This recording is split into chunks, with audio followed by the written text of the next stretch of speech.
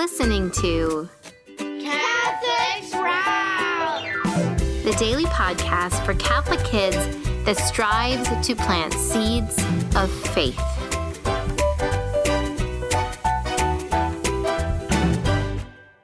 Hey there, Sprouts. Today is Friday, November 3rd, 2023.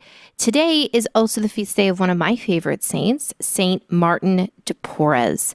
Now, Saint Martin de Porres lived in Lima, Peru in the late 1500s, early 1600s. His father was a rich white landowner, and his mother was a freed African slave. He lived his life as a monk, suffered a lot of persecution, but also worked so many miracles and loved animals. He's a terrific saint that we're going to be talking about a lot next week. But for today, we're going to return to the topic of death. Now, we've already talked about two of the places where souls are sent after they die, heaven and purgatory. And of course, souls sent to purgatory will, after purification, be sent to heaven. So the other place that is scary to talk about is hell. Now, I want you to know something. It is so important that we never doubt the existence of hell. We should never, ever assume that someone was sent there. However, Jesus himself speaks about hell as a real place and as punishment for sins as a real thing. So let's keep this in mind. Hell is real. We should be scared of hell. We should choose to avoid sin out of love for God, but also fear for our souls. So what is hell? Well, hell is eternal damnation. It is forever punishment. Now, the reason why souls in hell are punished is because they are completely cut off from God, completely cut off. And we know that God is the source of all things good, all things beautiful and true, and He is the source of life itself. So any sort of healing, joy, happiness, friendship, family, all of those things are from God.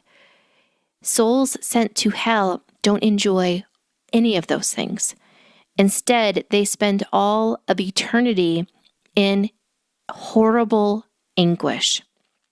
Now, in order to help promote people repenting from sin, turning away from sin, Mary showed hell to 3 small children just over 100 years ago. The 3 children in Fatima, Francisco and Jacinta Marta and Lucia, Mary allowed them to look into hell, and they were terrified. They were terrified to see the way that souls were tormented. St. Faustina also, in a vision with Jesus, was taken to hell and seen the way that souls are tormented. Now, this is some scary stuff. We don't have to go into it. And in fact, what this should motivate you to do, just as it did for the children in Fatima, is to pray for your own soul to get to confession and get those sins wiped clean, but also to pray for those you love who you know need to go to confession or need to come back to the church or need to build a relationship with Jesus. This is what learning about hell should do, to take our own sins more seriously and pray that others take their sins more seriously as well. Once again, we never, ever, ever assume that anyone is in hell. That is for God alone. But we do need to take care of our souls. We need to take care of those that we love too. And so, Sprouts, once again, we are in November thinking about those whom we have loved and who have died. And I just want you to think who in your life needs particular prayer that they can come back to the church and receive the sacrament of reconciliation. Because remember, reconciliation is for adults too. Even though maybe one of your aunts or your dad doesn't go to confession often, it's for him too. So let's just say a quiet prayer in our hearts that they can take sin seriously, return to confession, and just be so protected against the punishment of hell.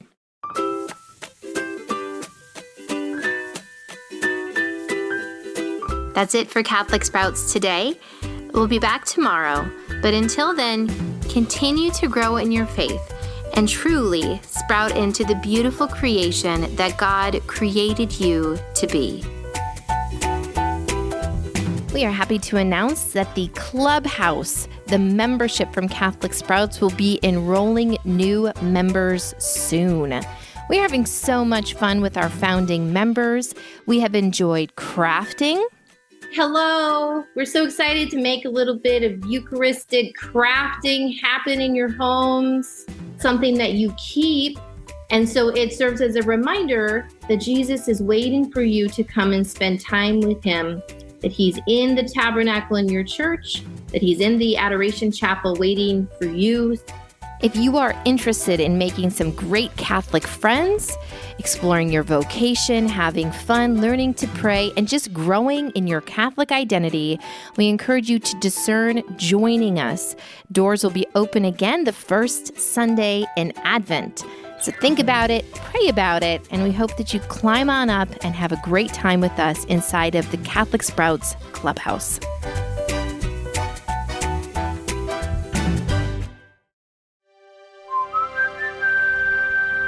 This podcast is part of the Spoke Street Network. For more great podcasts, visit spokestreet.com.